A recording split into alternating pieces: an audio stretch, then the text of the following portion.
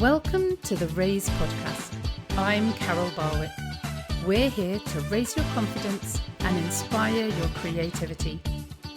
Each episode, we will have a different guest who will be discussing our Raise word. The Raise word is a word that will encourage you or empower you and at times inspire you to explore the word a little more for yourself.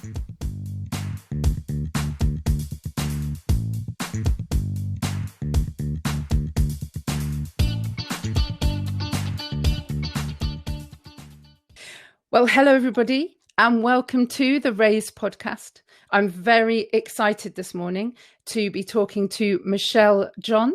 Michelle has worked with some amazing artists all over the world. She's been on the Voice UK. And as you may have guessed, our word for this week is voice. So without further ado, let me pass you over to Michelle to tell us a little bit about herself. Yes! So, good morning, everybody. Carol, how are you doing?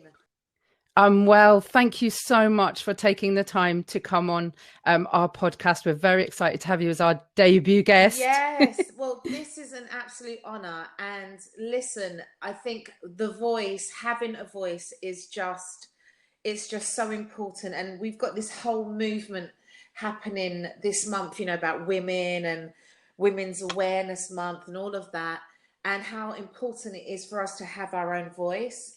And I think for me, just going through life, I've realized just how powerful it has been for me to exercise my own voice and for me to be brave enough to put my voice out there and to dare to be heard.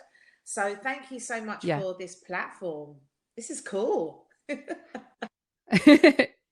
You are so welcome. So, Michelle, where did your voice come from? How did it all kind of start? Where did you discover it? Oh my gosh. Well, according to my grandma, I was one of those babies that, when like an advert would come on TV or music would come on TV, I would run to the TV and I'd be there dancing. And I don't know, singing was always something that I just loved and was able to do. I just gravitated to it. And so I grew up in a very traditional Pentecostal gospel singing church. And so the music was very much a key to worship. And I just loved the music. I loved the singing, and they just couldn't shut me up. Really. But I don't know, the music just caught me, and the sound and the singing, it just caught me. And it was never something that even now I say, I never felt like, oh, I was a great singer. I just was able to do it. Do you know what I mean? And this is controversial. My mum would probably beg to differ, but I really feel that singing kind of was something I heard very, very young from my grandmother. And she was always in the kitchen. She'd be singing as she'd be preparing, the Sunday roast dinner, and she'd be singing hymns and humming. And she's got a very high voice like me. I've got a very high voice. So I think my grandma was like part of the root of the singing in my life, in my world, Yeah. So you were conscious from a really early age of just hearing a voice and kind of, that's wonderful. It was just something that I would just, awaken me, and I just loved. I loved all kinds of, I can remember as a baby watching, I think it was the Eurovision Song Contest, and this is one of the earliest songs I remember. I don't know if you remember it, Carol. This is kind of showing my age, but it was "Save all your kisses for me, save all." Oh yeah, Brotherhood of Man. Yes, is that right? Brotherhood of Man, I think. Oh, I just remember. Showing my age too. And it's so funny. My son is 22, sorry. And he was playing some music yesterday, and he played a song, and it literally sparked an emotional reaction in me. And because my grandma would sing it to me when I was, and it was my boy lollipop, da, da, da, da, you make my heart go giddy up. Do you remember that? Oh yeah. So these are like Yeah. I'm really showing my age now. Exactly. We're out here now. People are going to work it out. But you know, these are some of the early songs that kind of like sparked some kind of passion or interest in my heart, really. Yeah. And I think, I mean, music and song just does that, doesn't it? It just captures something. And I think I was listening to a bit of your interview the other day, and it was Estelle Austin, is that right? Esther, Forgive me if I got the name wrong. Yeah. And you're both talking about kind of being empaths. And I think as an empath myself, music does something to you. It can really evoke emotion and feeling. And I've seen it. My little boy is just 7. But even as a baby, I saw it in him. There would be certain pieces of music and he literally couldn't listen to them without crying. And they weren't sad particularly, but there was something in it. And I think having a voice and using that gift and sharing it with others it's something more than just listening to notes. I think there's something more to it. I think music is so powerful. I mean, I've had the privilege really of, you know, traveling around the world and singing to people that don't speak English, but yet there's a song in the music, there's a connection, there's no barrier, there's no language barrier. It's just, do you know what I mean? There's just whatever feeling or emotion that song is able to evoke, and that we're all can share it, even though we don't know each other or we don't speak the same language. You know, it's such a powerful thing, and I think I've learned with time that to be able to sing and to be able to sing to people and hopefully make people feel joy and happiness, or feel inspired, or feel encouraged. I just think it's such a privilege, really is. Yeah, and they say music is universal, don't they? So it's those things. So talking about being inspired, when I first saw you on The Voice, oh my goodness, I was so inspired. I was rooting for you from day one because your voice was incredible. Tell us a little bit about your experience being a contestant on The Voice. What was it like? Oh my gosh, it was just one of the weirdest but wonderful experiences I've ever had. And actually it was very, what's the word to use? It was very it highlighted some things in me that I guess it highlighted some of my own vulnerabilities. And because when you're singing, I part of my history as a singer is as a backing vocalist. So I worked for a long time. I backed lots of incredible people, and so just that shift in position from the back to the front was just like, oh my gosh. Yeah. And then knowing that you're going to be now heard by, you know, 10 million people on a Saturday night. Yeah, you know, was a big thing. And you know, will.i.am, for those of you that watched it, I was on team will.i.am. He was my coach, and you know, he's a really interesting person. And you know what you what you see on TV, I would say is not for the cameras. Like, that's him. So just being around him and getting, you know, instruction and guidance from him, you know, you have to factor in the will.i.am-ness of of him, you know. But what I really appreciated, I love that. Yeah. Oh wow. Because he's a character in himself. And you know, you can get caught up and you can be quite intimidated, like, oh my God, will.i.am's talking to me. Do you know what I mean?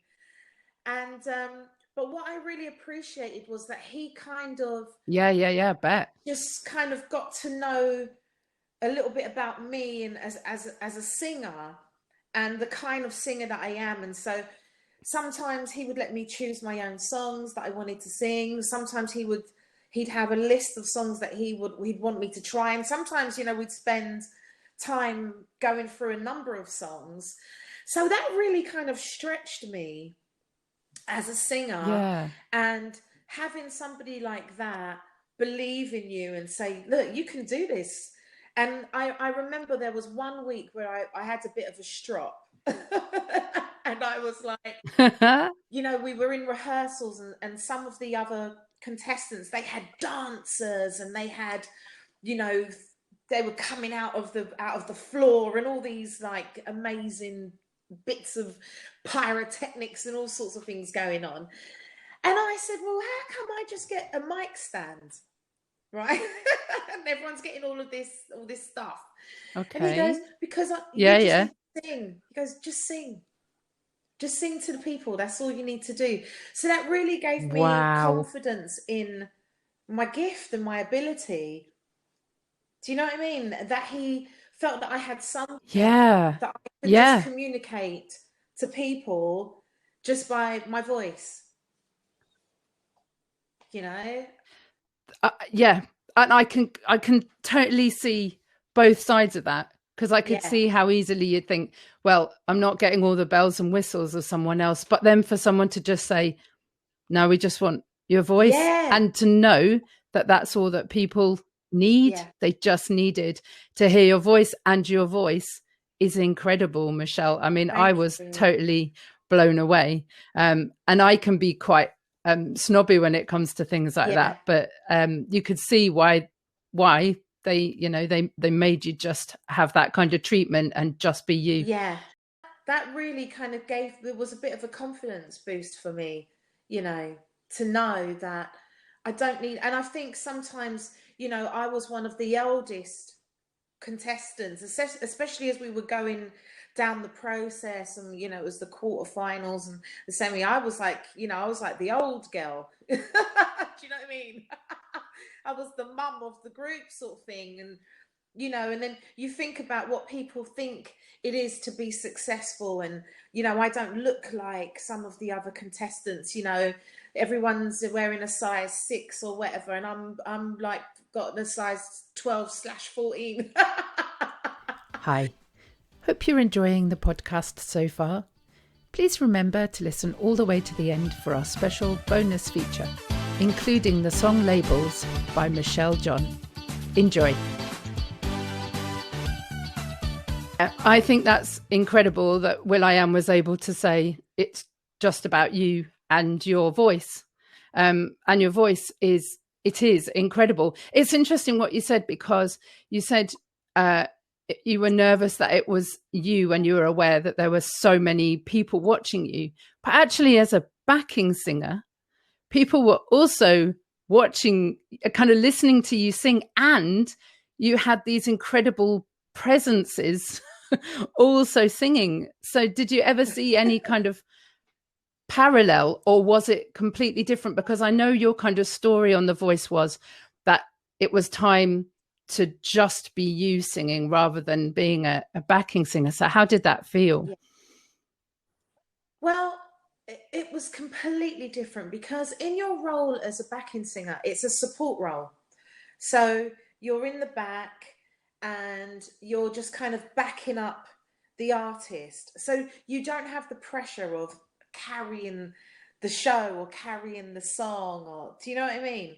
Yeah. So it was a very different, and it's a very different skill. Being a lead singer and being a backing singer is two different things completely. So as much as I was used to being on stage, I wasn't used to carrying the song and being the person in the front. And there was a documentary that came out a couple of years ago called 20 Feet from Stardom. Yes, I saw that recently. Amazing. Have you seen it? Yeah, amazing. And you know, it talks about amazing singers, backing singers, and that move, that shift to be now the front singer, the lead singer, and literally that is the biggest leap ever. You know, and yeah, it's a whole shift of energy. It's a whole different dynamic of singing. So it was a real thing for me to make that shift in my mind and to talk myself up and say, Shell, you can do this. You are good enough to step forward. You are able to carry this song by yourself.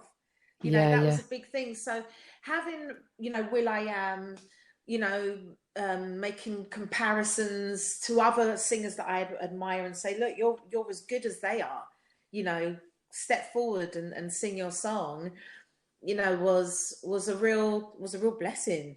Yeah, that must be incredible. You know? Yeah. Wow. Yeah. So we've talked a lot about your voice and just being free to sing whatever you want, often having choices around what you want to sing. I know. But I also know that in your kind of life story, there have been times where your voice has been silenced and people have tried to kind of silence you. How does it feel when you know that you have a voice, but somebody is trying to silence it? Do you know, when I went through the silencing phase of my life, was at a time when I didn't believe that I had a voice or my voice was worthy of being heard. And so the treatment, I went through a period where I was in a domestic violence relationship, and that was obviously something that knocked the confidence out of me, literally. And I felt that, and I think a lot of women who have been through that experience, and men who have been through that experience, one of the hardest things is to talk about it. You know, the shame, the embarrassment, the fear. And then, you know, you also go through a period where you think, oh my gosh, this is my fault. You know, if I did this better, or if I was more like this, or if I looked better, or, you know, I wouldn't be treated like this. And all of those voices that are in your head, you know, that you think are the reasons why you're in this experience. And I got to a point where something in me, whether it was the voice of my grandmother, the voice of my mother, eventually was becoming louder and saying to me, this is not okay, this is not enough. And actually, what was the real thing that enabled me to actually speak up for myself was I had my son. And, you know, becoming a mother and now being responsible for this beautiful boy, this beautiful life, it was like, if I didn't have the strength to speak up for myself, I had to speak up for him. And so that was that was a real turning point for me to have something other than myself. Because sometimes we don't have the strength to fight for ourselves. Sometimes we need, do you know what I mean, Carol? We need something external, whether it's for our kids or, you know, for the church or for our career or whatever. But sometimes we need something other than ourselves to fight for, because we're in such a low, you know, we've put ourselves in such a low place in our own lives. And when I did speak up and I spoke to my family and I was able to get out of that situation, I think that was the beginning of me finding my voice. And you know, being a backing singer and all of that was, again, something that helped to rebuild me as a person. And being a mother and saying, do you know what, I don't want my son to repeat these cycles, so I have to find a way to be okay and to get strong and to get whole and to find that value and that worth for myself. Yeah. And I know that you talk very much about being a survivor rather than a victim. And I love that. Yeah. I think words are so powerful, and just putting that on yourself. No, I am a survivor. I have a voice. And then the way that you share that voice with other people through your YouTube channel. I know you've got an album out, and you've got your amazing song Labels, which we're going to add into this podcast towards the end. So that would be really exciting. Tell us a little bit about Labels and how that's kind of your voice speaking in a different way. What was that about? So Labels is a song about literally what it says on the tin. It's about the labels that I had in my life, the labels that I'd acquired, labels that were put on me, labels that people said about me, and that became almost like tattoos on your skin, don't they? They really, they take hold of you. Yeah. And I'm a mixed race woman. So I grew up in a black family. My father is white. I'm mixed race, and my family are all black. So just as a kid growing up, I felt like the odd one out because I didn't look like my family. I'm a different color than my siblings. Right. So even something like that, even though my family never made me feel like I was the odd one out or I was treated any differently, I felt that. And even silly things like when you go to parents' evening and my mum would come, and my mum's a dark skin black woman, and it'll be like you could see the question mark on the teacher's face, like, oh, this is your mum. So silly things like that became a label. Me being mixed race, you go through, again, as I spoke about, going through domestic violence, boom, another label.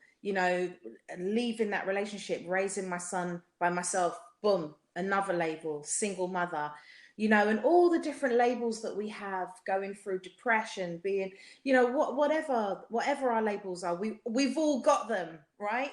Some of them are positive, and some of them are not so positive.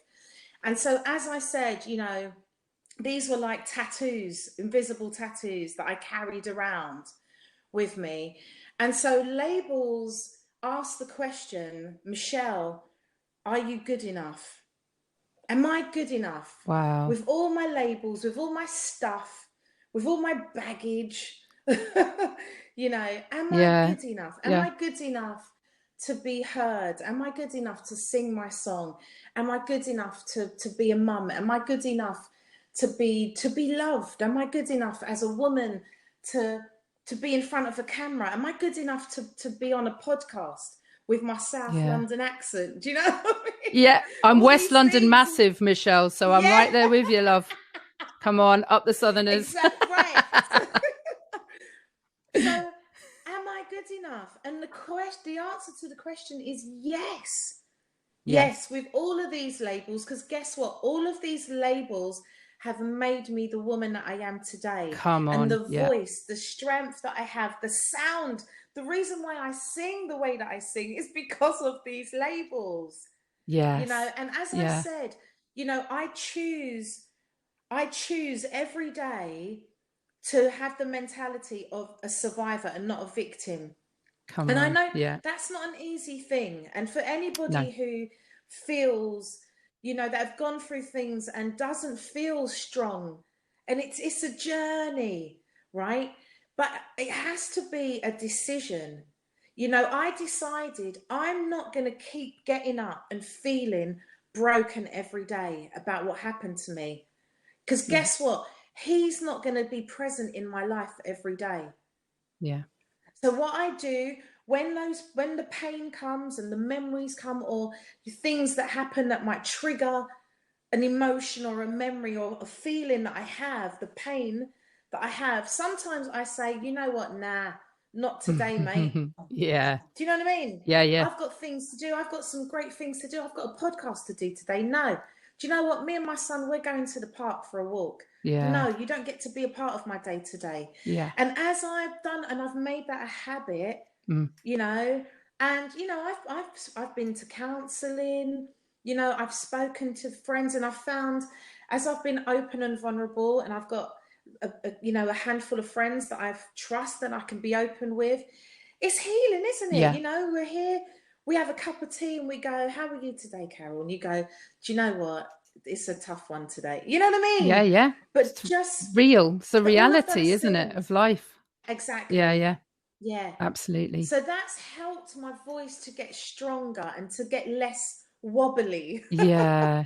And you can You know what hear I it. mean? Man, can you hear it in your voice as you minister? I'm going to say Yeah. that word because that is what it Yeah. is. I'm Yes. just really Totally. praying that there are women and men today that hear it and just go, "Oh, you mean I don't have to actually put up with this? You mean that because Michelle has Yes. been strong, I might be able to do." Come on, that's what we want, isn't it? Yeah. If that's not raising confidence, Exactly. I don't know what Exactly. is. And I, So, again, yeah, anybody listen to this, please listen to the song labels. And because you know what, with all your labels, you are good enough. You are worthy. You are already loved. You're not, it's not that you're worthy of it. You already are loved.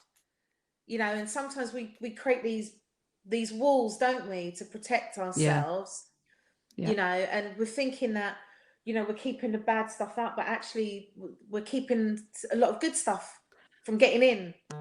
yeah, So yeah. I want to just encourage whoever, like, just to be brave and just know that you're good enough. Wow. Thank you so much, Michelle. We're nearly at the end of our interview, but Wow. I don't know if you know, but one of the things that I'm going to do on this podcast is write a little verse for every guest, a little kind of poem. So I did have a little think about it last night because I wanted it to be right, but this is what I've written for you. When you feel you're silenced, you still have a choice. Listen really closely. There's the still small voice.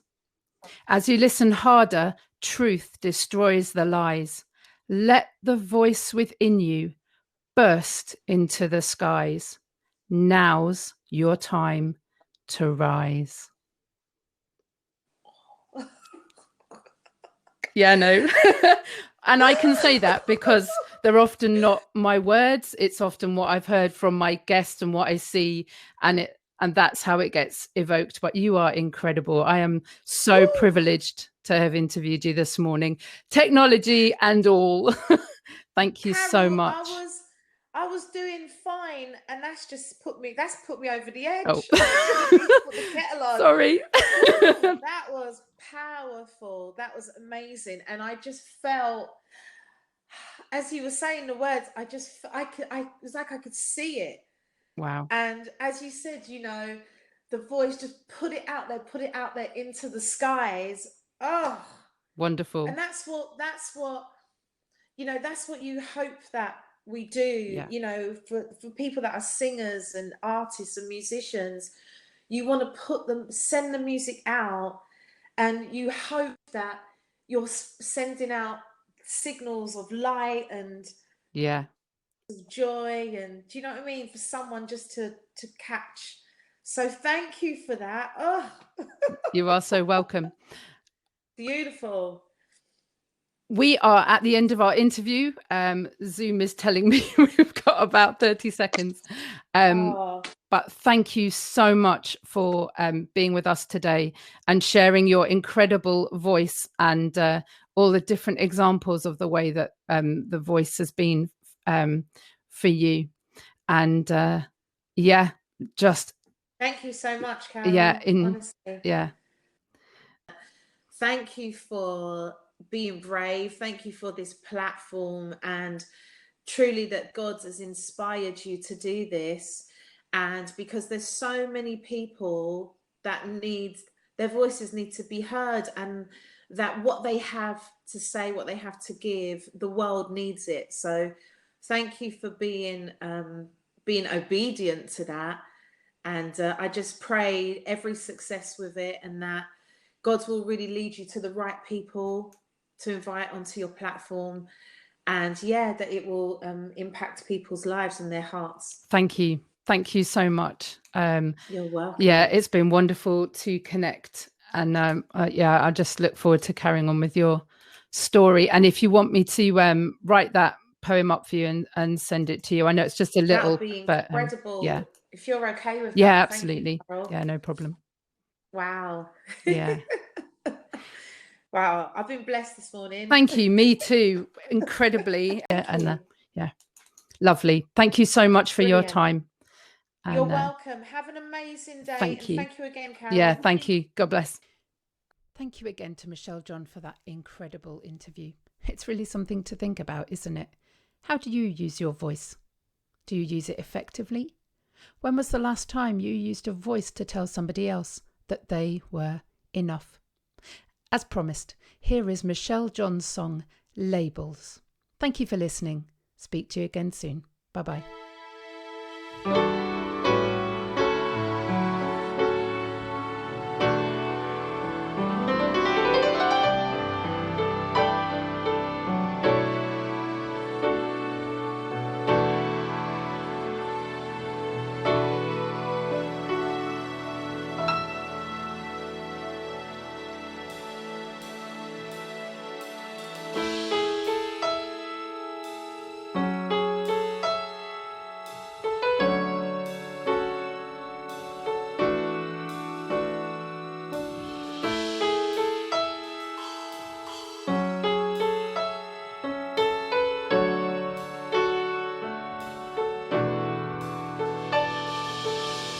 I've got brown skin, I'm not white, I'm not dark enough, or I'm too light.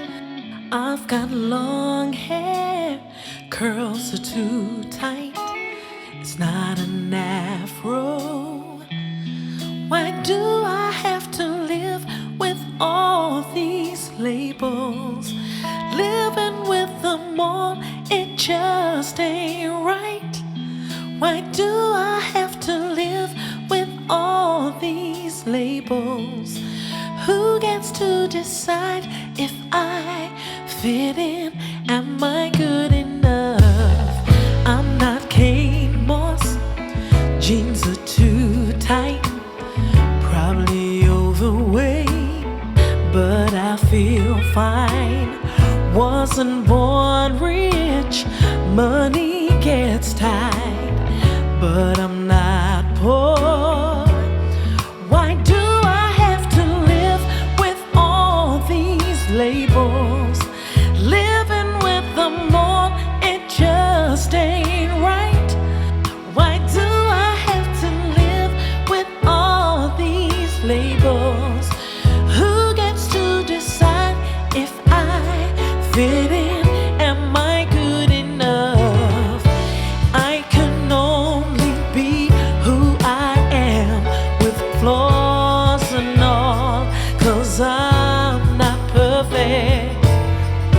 Don't set me up to fail, 'cause I like being me. I'm not Kate Moss, jeans are too tight, probably overweight, but I feel fine. Wasn't born rich, money gets tight, but I'm not poor. Why do I have to live with all these labels? Living with them all, it just ain't right. Why do I have to live with all these labels? Who gets to decide if I fit in? Why do I have to live with all these labels? Living with them all, it just ain't right. Why do I have to live with all these labels? Who gets to decide if I fit in? Am I good enough? Am I good enough? I ask myself over and over, am I good enough?